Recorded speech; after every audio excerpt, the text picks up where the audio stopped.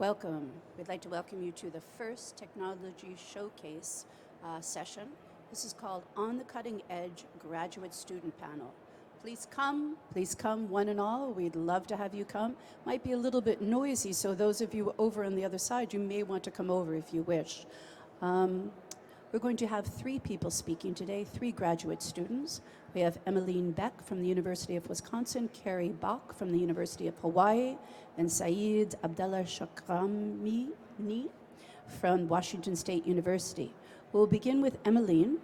Emmeline is going to be speaking about recent trends in literature that point to the importance of allowing language learners to use all their resources for meaning making as they learn in this presentation. She's going to share her research and her findings about how technology and pedagogy of translanguaging support the language and content learning of bilingual elementary students. She'll speak for about 20 minutes, and then there'll be 5-minute questions. Thank you. Emmeline. Good morning.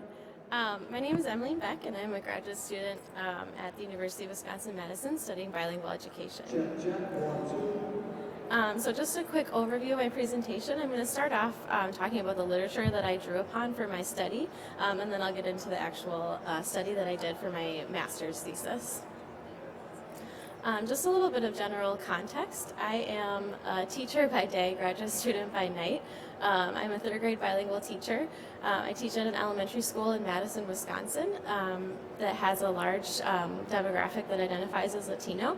So we have a dual language immersion at that school, and that's the program in which I teach. We're currently operating on a 90-10 model, which means that in kindergarten, students are learning for about 90% of their day in Spanish, 10% in English, and then each year they learn for about 10% more of their day in English until it reaches a 50-50 ratio. We're also a technology-focused school, so all students in grades 1st through 5th grade have one-to-one with Chromebooks right now. To start, I wanted to give a little bit of an overview of the literature that I drew upon for my study. I was curious about a new sort of a new theory called translanguaging, and it was something that I used to guide my research questions of my study. Translanguaging is a practice, a theory, and a pedagogy. As a practice, it's essentially the way that bilingual and multi-people communicate, which can sound like mixing of words together, like in Spanglish, or it can also sound like mixing of languages in sentences or in larger conversations as well. As a practice, it's nothing that's new. Just the label of translanguaging is a little bit new. It's also been called things like code switching or code meshing. However, translanguaging as a theory is a little bit newer in that it shifts how we conceptualize language. So in code switching, language is kind of conceptualized as being separate repertoires upon which bilingual people draw and switch between. But translanguaging switches towards viewing the bilingual mind as having one communicative repertoire from which bilingual people draw. So that includes all of their languages and all of the resources that they have for meaning making. So if we're making that shift towards viewing the bilingual mind as just one communicative repertoire, it has some implications for then how we might teach bilingual students. So a practice that's really common in a lot of bilingual programs, including the one in which I teach, is language separation, where languages are really viewed as separate entities, and they're taught that way as well. However, there's an argument in translanguaging that if we view language as being part of one linguistic semiotic repertoire, then we want to incorporate spaces where bilinguals can draw upon both of their languages and all of their resources for meaning making, and when they do that, their learning is maximized. So translanguaging as a pedagogy is more responsive to the dynamic nature of biliteracy development. Biliteracy development is not unidirectional, there's not just one pathway to it, and translanguaging kind of responds to that. It also mirrors how bilingual people actually use language in their speech communities, which then in turn validates students' bilingual identities. If students are using language more flexibly at home, then we want to acknowledge that in school as well. And I think most importantly, translanguaging as a pedagogy leverages the knowledge that students have about language. So it takes what they already know about languages and builds upon it for the development of both of their languages. I also drew upon some literature regarding technology and language learning that I'll just really quickly overview. I drew a lot on literature that talks about digital storytelling as an effective tool for teaching emergent bilingual students because it allows them to use multimodal means to express their learning. And I also drew upon literature that talks about the importance of building digital literacy skills in all students. So in thinking about how these two things, translanguaging and technology, intersect, I wanted to create a study that would address how to create a space for multiple languages in my classroom, and also I wanted to look at how technology would support that. Which led me to my research questions, which were pretty simple. They were simply, what happens when emergent bilinguals can utilize their full linguistic repertoires to negotiate meaning? And what happens when emergent bilinguals can use technology and multimodal means to express their ideas? So in addressing these research questions, I created a project that I then implemented in my own classroom. And it happened to fall during a thematic unit that my third grade team does regarding ecosystems. So in science, students were learning about ecosystems and their components and how they interact together. In reading, they were reading informational texts about ecosystems and analyzing informational text features. And then in writing, they were writing their own informational texts. And that was the part that I really focused in on for this study. Because I wanted to create a more flexible space for language, I wanted students to create a bilingual text. Because I wanted them to use all their resources for meaning making, they did it in a digital storytelling platform. Students used some different digital tools to help them throughout the project. We used a lot of Google tools like Google Docs, Translate, search images. And we also used a digital storytelling platform called Little Bird Tales that's pictured there. It's a relatively simple digital storytelling platform that allows students to add their voice, add text, create their own illustrations, or upload images from online. And it was a pretty user-friendly digital storytelling platform for third graders. The project lasted about 8 weeks long. It started off with me introducing the project, and then I paired students with a collaborative writing partner with whom they'd work for the whole duration of the project. They picked a specific ecosystem that they would study. They researched it and took notes. They then took those notes and created complete sentences. We revised them. They then self-translated their writing so that they would have writing in both English and Spanish, and then they created their digital story in Little Bird Tales. I think it's important to note that throughout the project, the way that I incorporated a flexible language space was by including lessons that in which I use more flexible language. So I would switch back and forth between Spanish. I would draw upon all of my languages.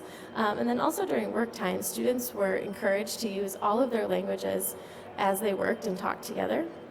And then technology was incorporated in the project in every phase, really. They used it in different ways. So in terms of my actual study, this is a case study design. The case was the unit that I was implementing. That was the writing project. And because I was interested in how incorporating a flexible language space and technology could support student learning, I video recorded student interactions as they were talking and working together, and I also video recorded interactions with myself and my students. I also made observations and took field notes, and then I analyzed their digital stories at the end. There were some obvious limitations to my study. First of all, I was in sort of the unique position of being both the researcher and the teacher, which in some ways was beneficial because I didn't have to wonder as the researcher why the teacher did things certain ways, but I was also really involved in the project, so I didn't really have that objective stance as a researcher. Obviously, this is a very small-scale research study of just studying one unit. And also, due to sort of the scope and sequence of the third grade curriculum, this project fell during a time where we were studying informational texts. Digital storytelling is a really useful tool for creating any type of text. However, because it was an informational text and not sort of a personal narrative or story, some of the meaning-making affordances that digital storytelling allows for were limited. So my results, I had a lot of interactions that I studied between students. And I had a lot of student texts that I looked over. I pulled out just 2 interactions that I'll talk about a little bit, and then one example of a student text. So the first interaction takes place between 2 native Spanish speakers who are both stronger in Spanish, and they were at the phase where they had written their text and they were discussing which picture they wanted to select to match their text. So the text below that they were trying to match a picture to is there. They were studying the tundra, and they were talking about permafrost in this particular section of their text. The interaction is a little bit text heavy, so I'll give maybe just like 30 seconds to read through it, and then I'll discuss it in a little bit more detail.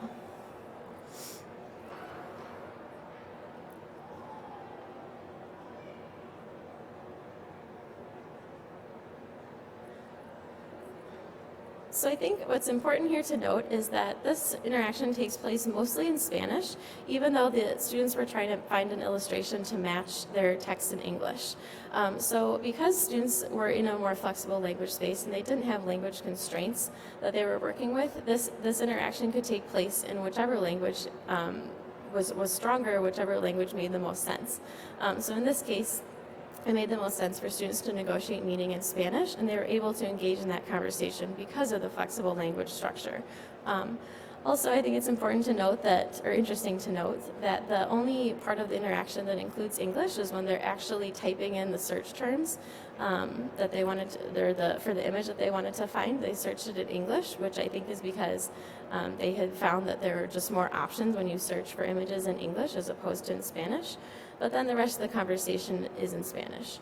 And I think because students were working in a digital storytelling platform, conversations like this happened a lot more, where they were really thinking critically about how they wanted to express meaning, how they wanted to visually represent their text in the digital storytelling platform.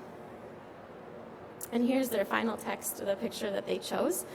You can see it's not necessarily a scientific diagram or sort of a scientific picture, but it conveys the meaning that they wanted to convey. They wanted to show a very clear example of how there was ice underground and then there was little grass on top, and I think that they successfully did that with choosing this picture. The second interaction that I'll talk about is between two native English speakers who are both stronger in English, and it happened as they were translating their writing from English to Spanish. They were writing a paragraph about whale sharks that live in the ocean, and they were translating the sentence, "Their predators are blue sharks and blue marlins," and a blue marlin is pictured there too, which will make more sense in a second. So again, sorry it's a little text heavy. I'll give just a few seconds to read through it, and then I'll explain it a little bit more in detail.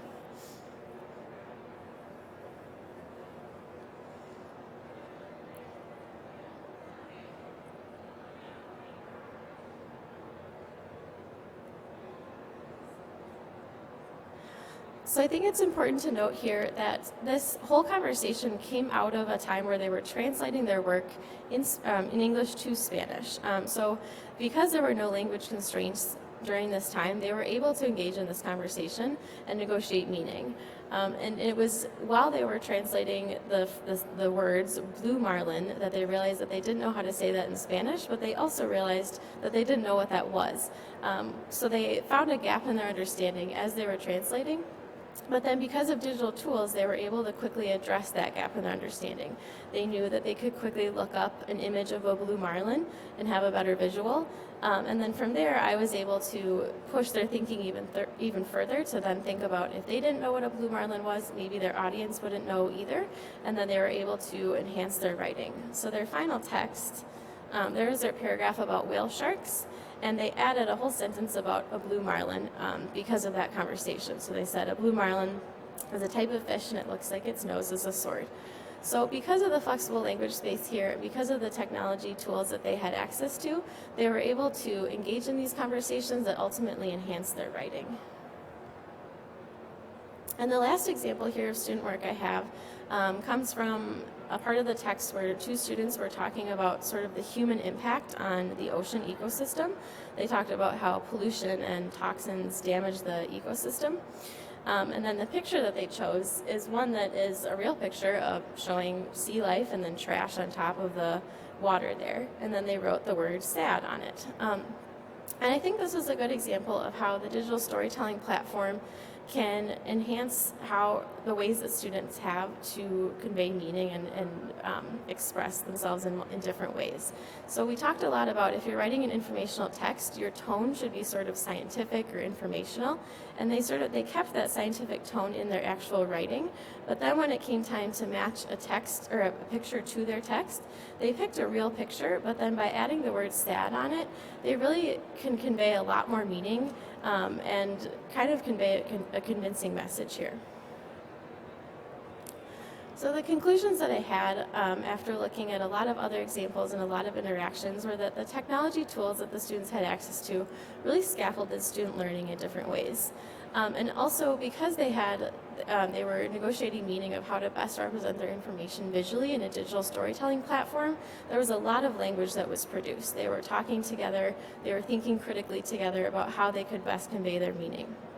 And then finally, the flexible language environment that was there due to using a pedagogy of translanguaging allowed a lot of those conversations to happen fluidly without worrying about language constraints. They could address gaps in their understanding, they could push their thinking further because they could engage with that content in any language that they chose. So for me, this really highlighted the importance of having flexible language spaces in bilingual programs, and for me in my own practice. And it also showed me how technology can support both language and content learning, and in opening up another way for students to express meaning, it can sort of add to their communicative repertoire that they have. Thank you.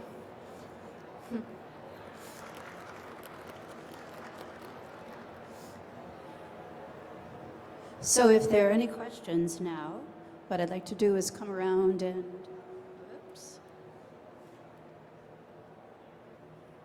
have you speak into the mic if you do have a question. Does anybody have a question for Emily? No? Must have been a very effective presentation. So I'd like to thank you very much for coming in and speaking with us about translanguaging. Should we give her another round of applause, please? And now we'll be going to our second graduate student. This graduate student is called Carrie Back. She's from the University of Hawaii, and she is a doctoral student in the Second Language Studies Department at the University of Hawaii and has taught for 2 years at the Hawaii English Language Program. Her current research interests include task-based language teaching and technology-mediated language learning, CAL and MA. She's going to be speaking to us on action research of Facebook and Canvas, I imagine, or Canva, for extensive reading, a hot topic these days. Carrie. Great, thank you. So yeah, my name is Carrie. I'm from the University of Hawaii at Manoa. And this project here is an action research study that I conducted while I was teaching in an intensive English language program. This program is for non-matriculated students, and what I was teaching is 2 different reading classes. So I was interested in developing an extensive reading community within that school, and was using Facebook and then later Canva, not Canvas, but Canva, to develop that sense of community there.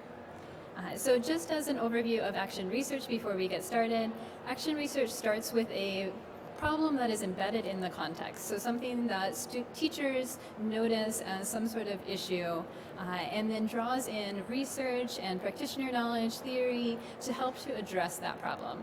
Action research goes through different cycles.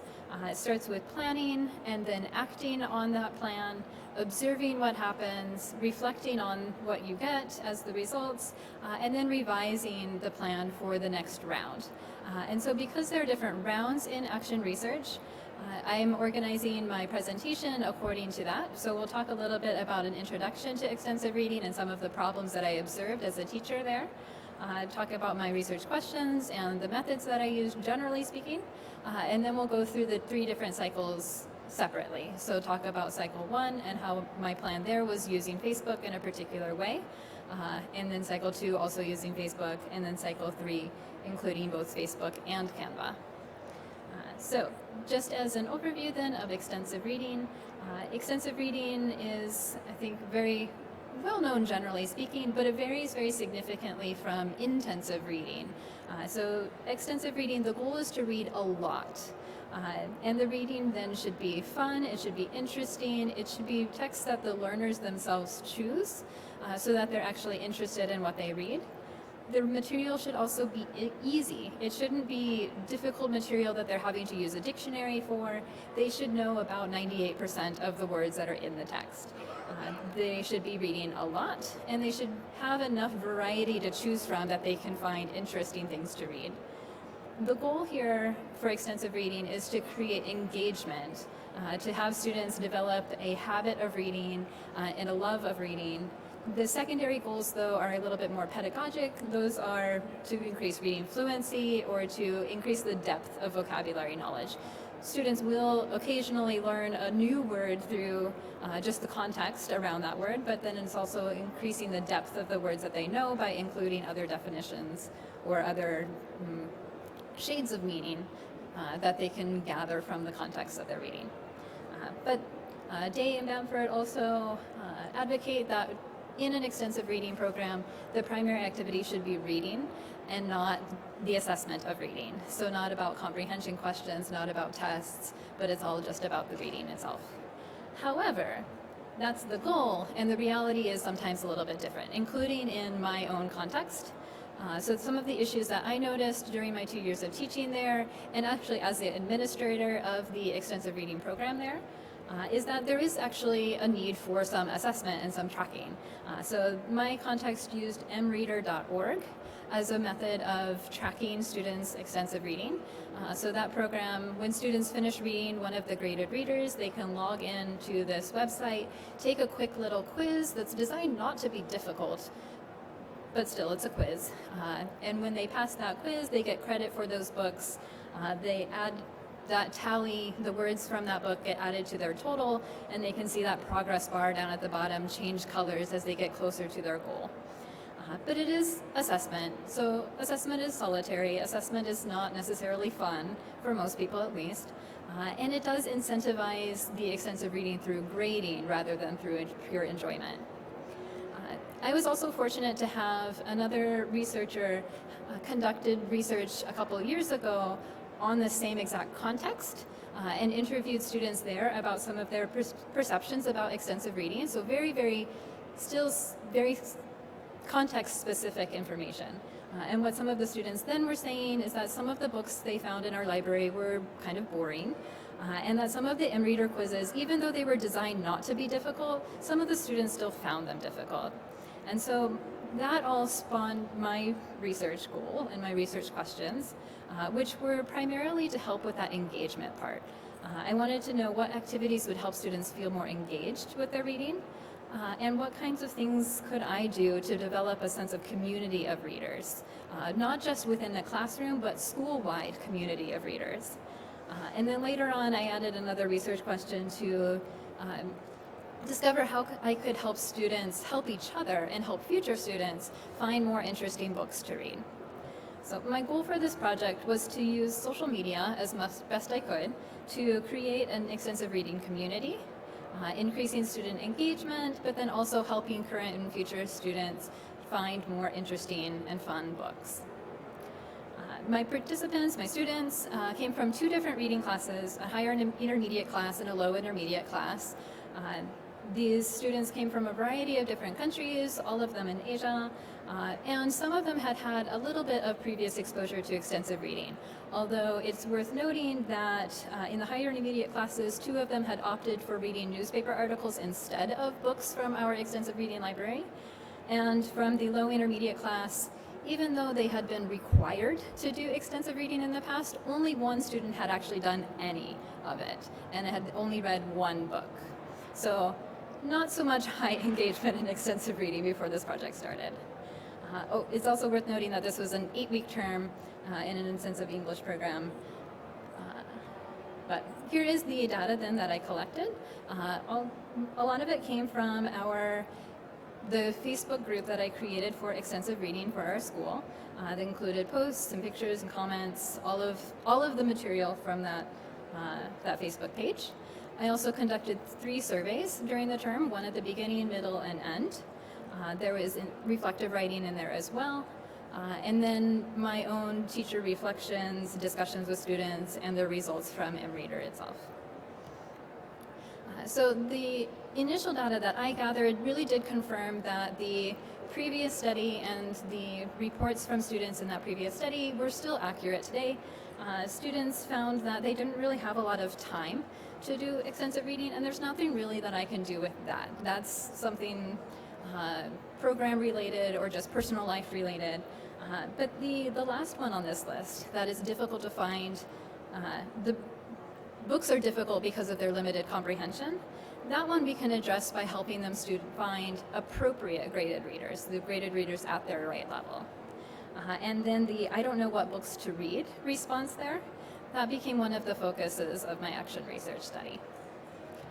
So in the first 2 cycles, the research questions that I was working with were the first 2 that I presented earlier, helping students feel more engaged and what activities could help develop that sense of community. So in my first cycle of research, I created a Facebook group for extensive reading, invited all of the students in those 2 classes to join that group, and then each week they were responsible for posting once about some book that they read. We brainstormed together a list of what kinds of things those posts could entail. Some of the things they came up with could be a picture and a caption, could be a description of the book, it could be a recommendation for a particular book or a warning against a particularly boring book or something like that. And here's some of the results then. So the first post that a student made was this one. They posted a picture of the front cover of the book and then said, "I'm reading this story for reading class. John Escott wrote this. I think it would be fun. Consider by book picture of cover." So title of picture of the front cover and then short little description up top. The next 20 posts were almost exactly the same. So picture of the front cover of the book and a short little description. One student did include 2 pictures, and then 3 students didn't include any pictures but still had that short little description of their book. So what I found there is that there was a very strong social norm created by that first post, and students were just following suit rather than taking a creative response to what they were reading. And then most of the interactions here, like the comments and the likes, were very teacher-oriented or teacher-fronted. So students weren't really interacting with each other very much. Mostly it was the teacher interacting with the student and then the student responding. So that then led me to reflect on this first cycle, and I found that there's not really a lot of individualized engagement with their material, and there wasn't really a community developing because the students weren't interacting with each other. So for my second cycle then of the research, I was thinking about what can I do then to help students interact more with each other. And so I thought about what do companies do when they want to increase engagement on social media. They create contests. And so my second cycle was not so successful, but it was this. It was an extensive reading contest on the Facebook page. The goal was to create more interaction between students and to help them develop more creativity with their posting style. So I invited students to create a picture of their favorite place to do their extensive reading and then explain why that is their favorite place to extensively read. And then the winner of this contest would be the person who had the most likes and the most comments. So the winning post, to start out with, was actually a really engaging and well done post. The student included a very aesthetically pleasing image and a very engaging commentary. She greets her readers, she explains that this is her favorite place to read, her home cafe, and explains that with a cup of coffee or juice or a snack, it's like a perfect library. She talks about the weather in her house, and she then invites some more feedback from her fellow students. She asks them, what about you? What is your favorite place to do extensive reading? Let me know, mahalo. And she even does a little bit of alignment with her students and their apparently not so fun assignment that they have to do this nice Sunday. There is still some engagement with other students, not so much, but more than before. So there's a few likes and a comment and a like on a comment. And it is worth noticing that all of these students here who are liking this post and commenting on this post are actually students from the other class. So it is creating some sort of community across classes and school-wide.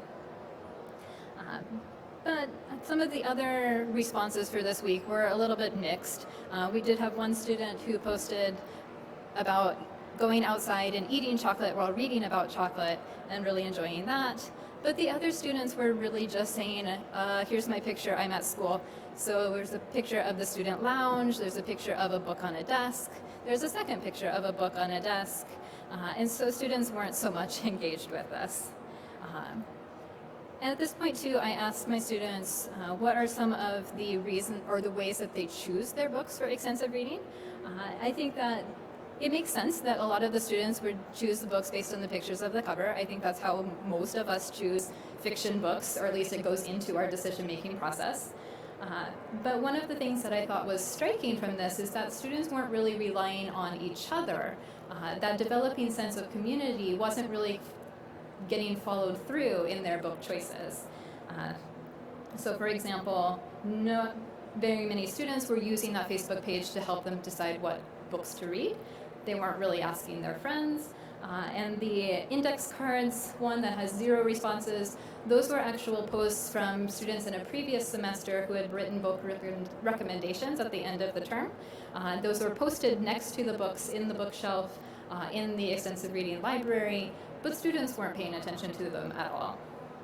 So my third cycle then, I included a third research question to address how students can help each other find interesting books for extensive reading. And that's when I introduced Canva into this project. So Canva is a graphic design website. It's free to use, although there are paid versions and there are like little paid add-ons as well. We used everything free here. The goal here was to create eye-catching book reviews. So something that would actually capture the attention of students, not only in this term, but also in future terms. And to give them more of a creative outlet for engaging with their books, and to encourage, therefore, the student-to-student interaction that I was looking for. So every week, students created one book review on Canva, and then they posted that to the Facebook group. I also took all of those and printed them out in color and put them on the bookshelf in our extensive reading library so that students could see them while they're actually looking for books, rather than only on social media. And here are some of their creations in the first round that we did this. So students really did enjoy this. Even the students who had a hard time kind of figuring out the technology at first, they did very much enjoy it. They used images from Canva itself, like the Phantom of the Opera one, or they used images that they uploaded from online, such as the Dead Man Island one, which was very well done. They used creative rating schemes. So some students used just stars. Some students used music notes, 5 music notes out of 5. One student used hamburgers, 4 hamburgers out of 5. That student told me later he was just hungry when he created his post. It doesn't actually have anything to do with the book. But the students here were using a mix of summary and reflections and advertising for their book. So the Marley and Me example, that student talks about how he really likes dogs and that's why he wanted to read this book. He gives a little bit of a spoiler in there, so don't read that one too closely if you want to read the book. But he also does then recommend that book to others. The Phantom of the Opera post advertises her book by saying, read this and it will bring you to Paris in a moment. Some of the other posts here were kind of orienting towards some of the problems that the students had been facing with extensive reading. So the fact that extensive reading is quite time-consuming led to posts that were really advertisements for quick books. And so the Sherlock Holmes post, for example, says that you can finish in just one day, which is actually quite a good recommendation given that our extensive reading library only allowed students to check out books one at a time. So they could only take one home and then they had to return it before they could check out another one. So this being able to read it in just one day was actually quite beneficial for students. And the fact that it's 5 out of 5 stars also helps. The fact that some of the in-reader quizzes were perceived by students to be a little bit difficult led this Leonardo DiCaprio reader to advertise his book as being very interesting, but the test is hard. So giving a warning to future students that when they read it, they should be paying attention a little bit more than they might for other books, just so that they're prepared for that test. It is worth noting also that Leonardo DiCaprio student, that was one of the students that struggled the most with the technology, but he was able to create something that I believe is very eye-catching, well done. Doesn't look too much different than some of the students who had graphic design backgrounds. So my findings for this third cycle were more encouraging. There was a little bit more engagement on Facebook initially when they're showing their first posts.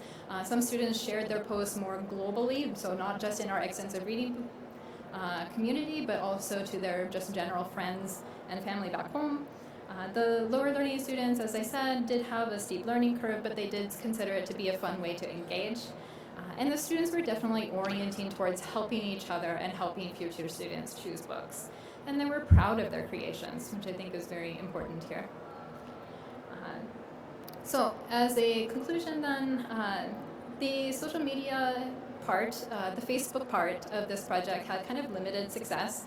There was a general trend towards better student engagement, but there was not a lot of variety, and it was very teacher-initiated in some cases. But using innovative technology like Canva did allow students to create more meaningful products. They were creating value, and they could see that value. One final question then would be, did they read more? So yes, they did. So remember before, only one student had actually racked up any words in the extensive reading program, and that was only 4,000. Here, all of the students read more than 40,000. 3 students failed to reach their goal, but all of the other ones did reach their goal of either 60,000 or 70,000 words. And then our highest achieving students read 120,000 words and 100,000 words. So that 120,000 is 3 times what she was required to read. Twice what she was required to read. That's a typo there. Which is still really, really impressive. If you want more information about extensive reading, I do want to recommend these 2 other talks. So there's a featured session tomorrow about implementing extensive reading in ESL, EFL classrooms. That's at 1 p.m. And then if you're curious about Canva, in the technology fair in the Electronic Village, I'll be showing people how to use that, and that's at 12:30 tomorrow. But other than that, I will end on a few of my other students' creations for you to see while we do Q&A. Thank you.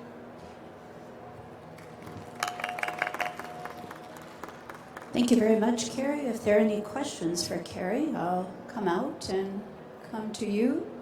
Does anybody have any questions? And I'd like to apologize, Canva. Canva. Not Canvas, my mistake. It's everybody's question. No worries. Any questions? Yeah. So as I walk past, I'm going to say, oh, wait, we have one question. Hi, I'm interested in this website you mentioned called Readers, and you said that you use it to create quizzes to assess extensive reading. Yeah, so there already have quizzes in there. So there's a library of about 800 extensive reading books in MReader. I was not involved in creating our school's account with MReader, but I know it is a website that a school has an account, and then an administrator from that school adds all of the students and kind of organizes all of that. And there was a request for you to spell that. Could you spell that? MReader, like M as in monkey, and then reader.org. mreader.org. Okay. Any other questions? Yes. Thank you very much for your presentation. I just wanted to know, so one of the factors you were interested in was engagement. I just wanted to know how you defined engagement and how you measured it. Okay, Yeah. Thanks. That's a really great question because I don't know that I had a very clear operationalization of that, but I was looking for students to be more interested in what they were reading, to be reading more, and to be sharing more about what they were reading. Excitement, I guess, would be another thing. And that was what I got from the final survey that I did.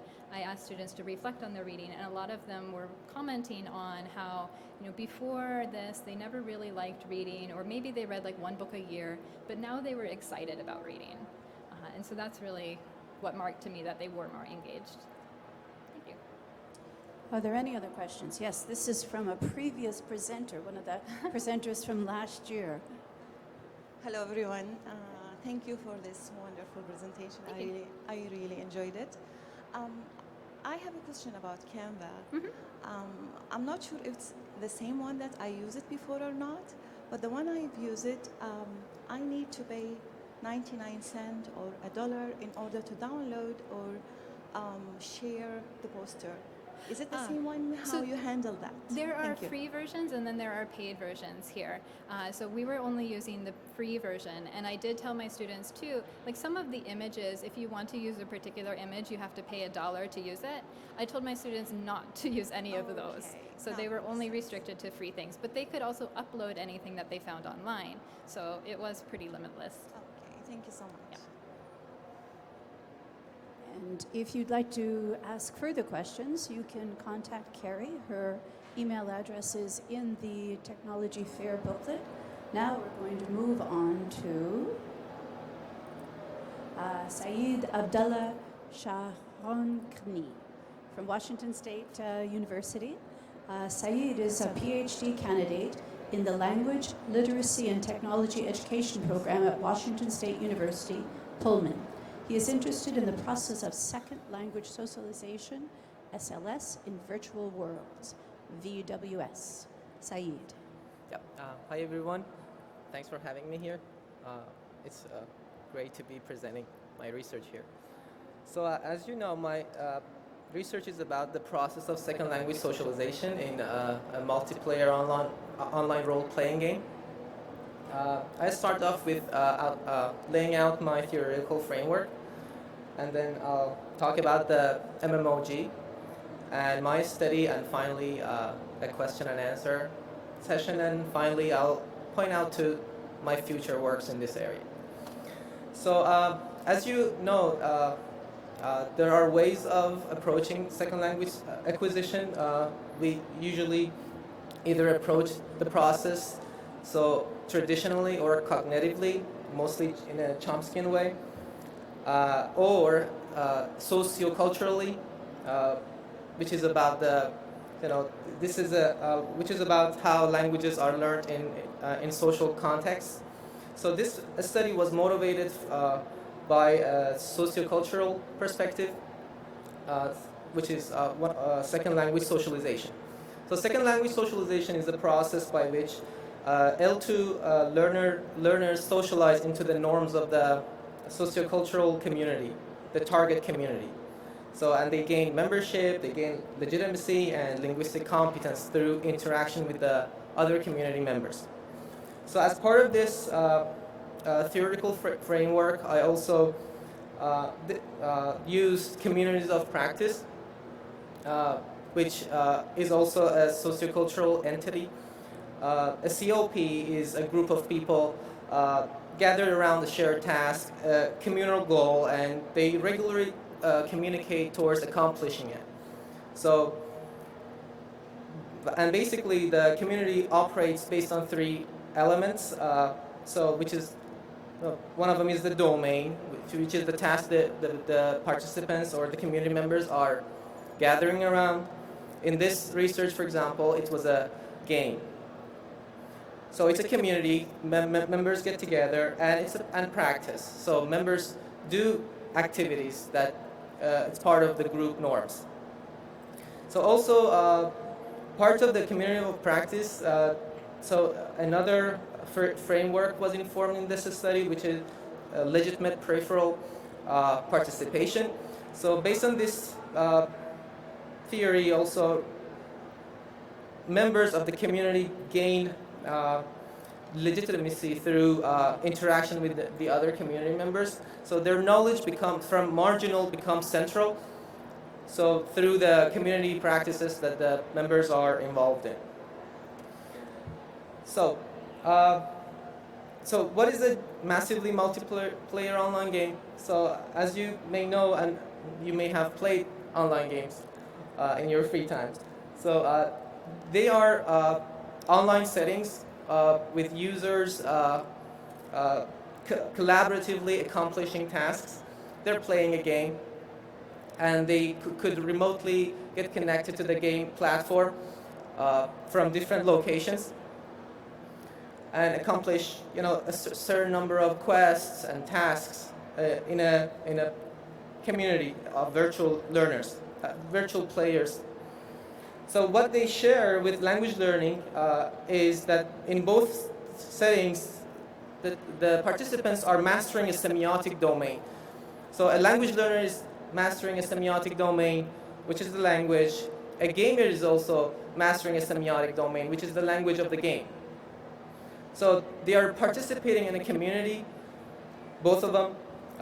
They are in a process of committed learning. So a gamer needs to constantly learn to survive in the challenging world they're playing in. And a language learner is also trying to survive, trying to gather more linguistic knowledge, to communicate, to survive in the new world in a way. So both members, both participants also develop an identity, a linguistic identity or a gaming identity. So we're going to talk about these in a few minutes. Also, this learning process is ongoing for both participants, and there is no psychosocial moratoriums involved, which is shocking physical stresses resulting from failures for a gamer.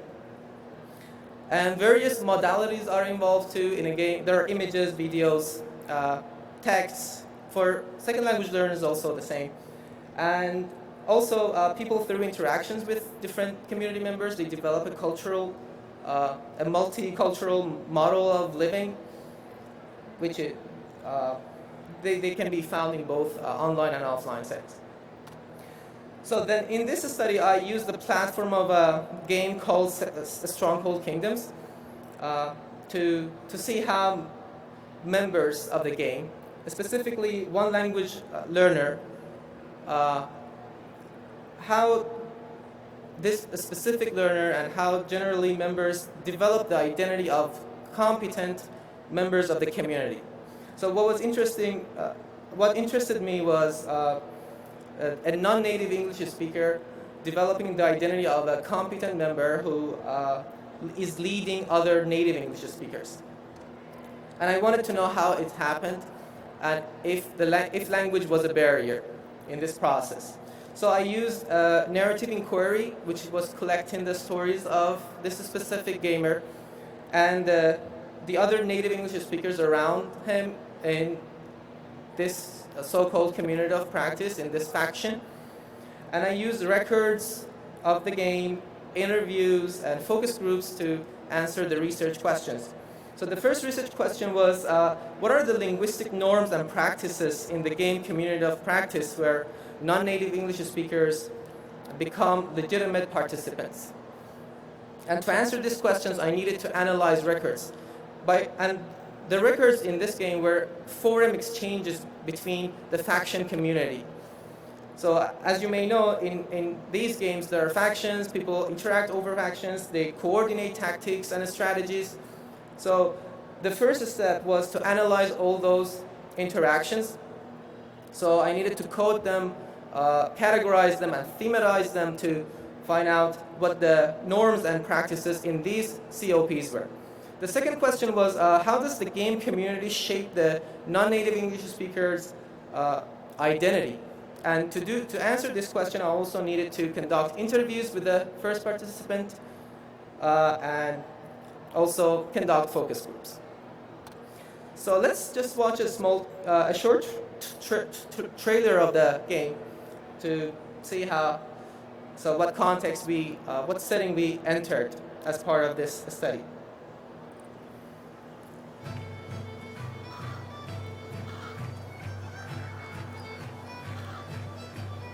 Greetings, sir. Your kingdom awaits. Stronghold Kingdoms.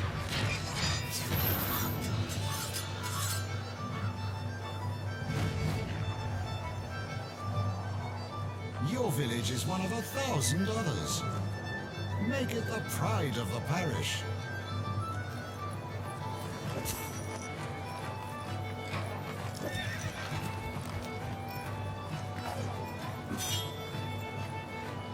Plan and construct your settlements to maximize their potential.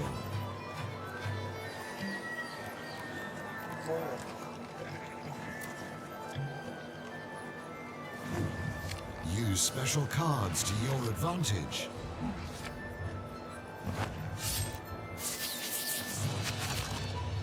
Tailor-make your personal avatar. Explore new disciplines to gain the upper hand. Everything from salt working to siege mechanics. Hundreds of quests and achievements to challenge and reward you.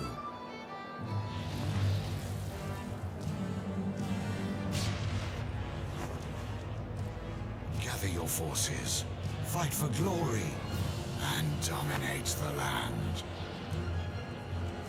Can you handle the pressure? Build the ultimate stronghold. Ready your defenses. And prepare for a medieval strategy experience unlike any other.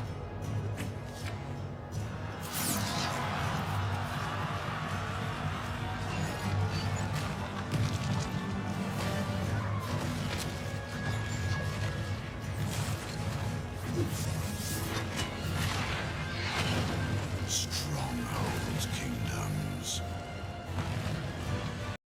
has just begun. Okay. Okay.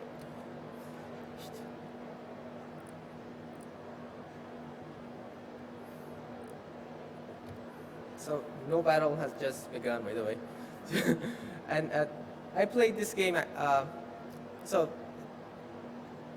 a disclaimer here: this game is not what we want language educators to use in their classes.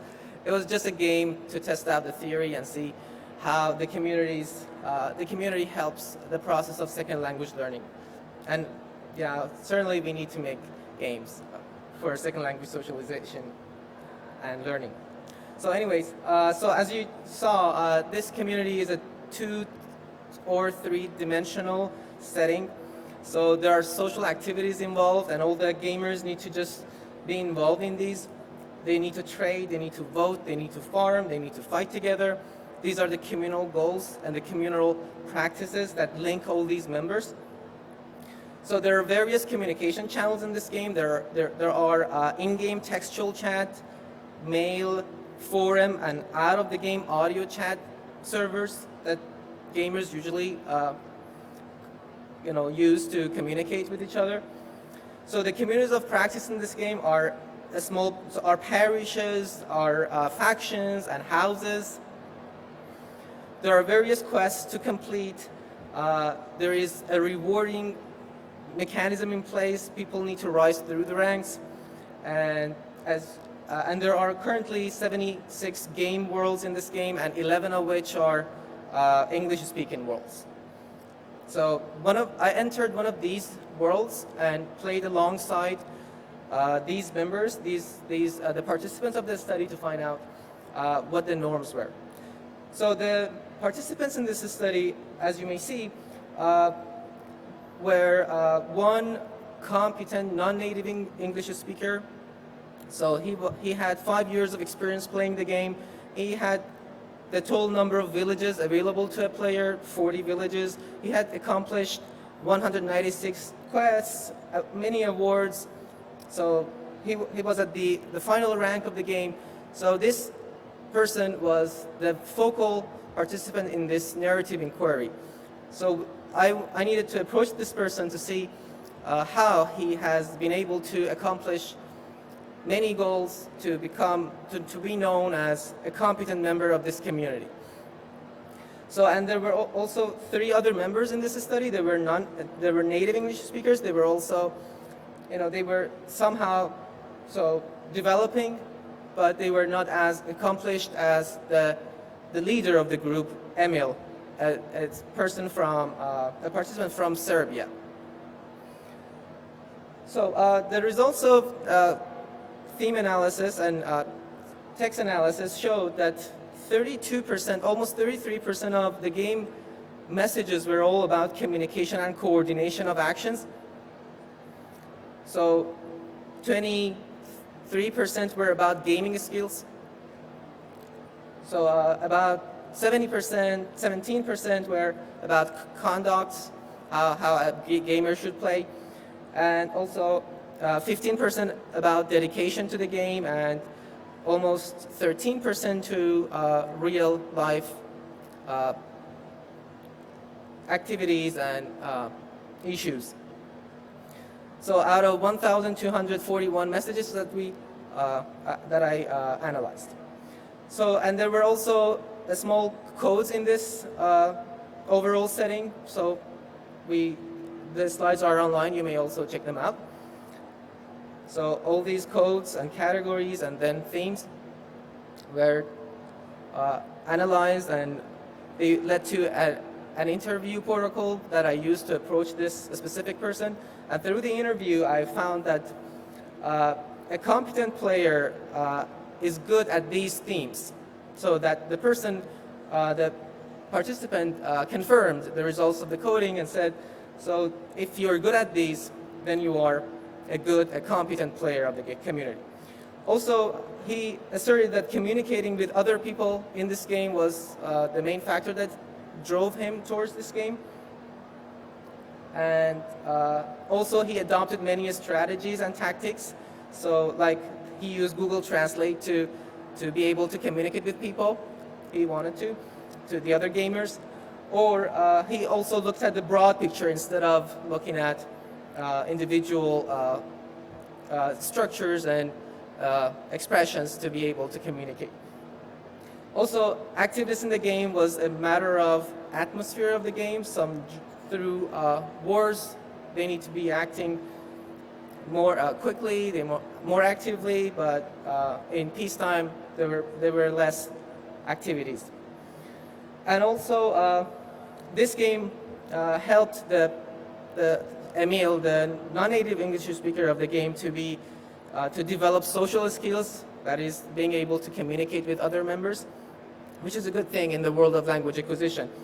So, and the reason not to leave the game was a feeling of belonging, a feeling of connectedness, which did not allow people to leave and quit the game. So also talking to the focus group, several issues emerged.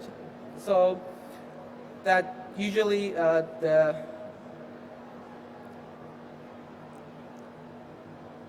So the gamers were connected. They all needed to be playing together. The language was not a barrier as much as the language skills were. The gaming skills were. So the players, as long as the leader was able to lead the faction in an appropriate manner, so they were fine with the language. They could make sense of the words that he was using or the inaccurate language forms that he was using. So, which is another thing about gaming, which is interesting from a second language learning perspective. So, and this gave the person a feeling of ease and a feeling of, openness to make errors, to make mistakes, and still be perceived as a person in the community. So, and gaming was an interdependent relationship between everybody involved in the game. So, and this is also another important thing about these vibrant participatory settings. So I conclude this presentation with a community of practice in this setting, so enabled the non-native English speaker to form the identity of a competent player by apprenticing to the norms of the community. Also, the participant developed a working, functional language proficiency to be able to be communicating with other community members. And the native English speaker also facilitated the process of second language learning by allowing the leader to make mistakes and still be the leader of the group because his gaming skills allowed him to. And they needed to, so it was an ecological relationship between all of them. So they needed the person's, the leader's skills to progress in the game, and at the same time they knew that this person did not have the required language skills to communicate with them. So there was a balance. So everybody gained in this relationship. And this study specifically also provided further evidence on the affordances of multiplayer online games in for second language socialization. Thank you very much.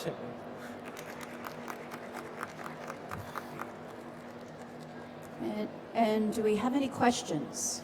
Any questions for Saeed? This very interesting topic. Thank you so much for the presentation. I would like to know if you think that this game could be used in a classroom with more students. Okay.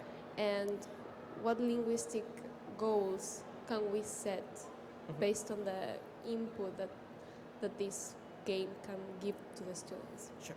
Thank you very much. Well, not this specific game, because this game works on a hierarchical, notion of community development. So maybe this specific game can be used to teach a history class in medieval world, but probably not in second language learning. And there are also other things about it, like language forms which are not acceptable in daily use. There are lots of other non-appropriate forms of language involved. But there are worlds, social communities we can also lead our students to explore, and we can adopt these educational multiplayer online games in our classes. And there are certainly gains in that. So we have the it makes the learning process an engaging process. There are interactions, there are feedbacks, provisions, and so these altogether can help the process of learning, if we consider learning a sociocultural process. Any other questions?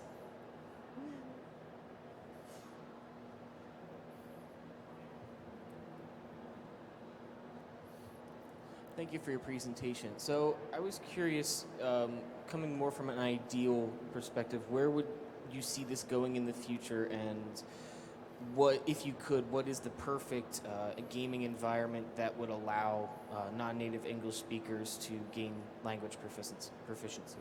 Okay, sure, thanks. So as to your first question, I have two more slides. Thanks for mentioning this. So from this narrative inquiry, right now I'm working on an ethnography case study. So the same setting, but here the goal is different.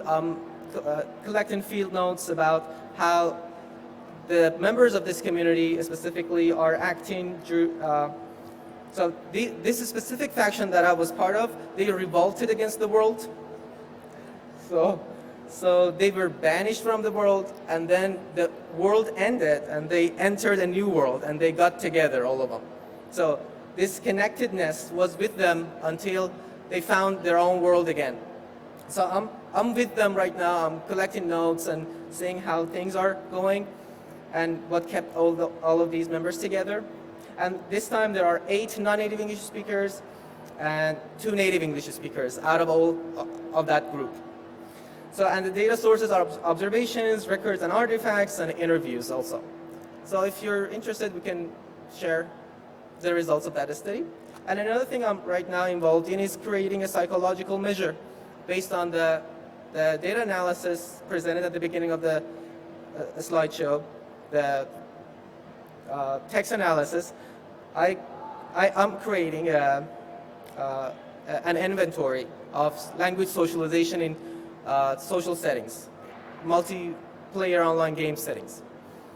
So as to your second question, is there any safe environment we can explore or we can have our students be working in?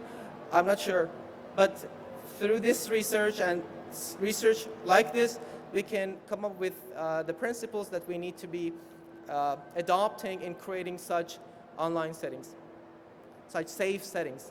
But there are many out there with different levels of safety you may explore. And we can always be in touch and talk about them. Well, thank you very much. This ends our first session. Thank you very much to our graduate presenters. A nice way to kick it off. And if you wish to contact them, their email addresses are in the app or in the book. And thank you very much. Hope you come back to sessions here or the electronic village, which is located at the very end of this corridor. Thank you very much. Thank you very much.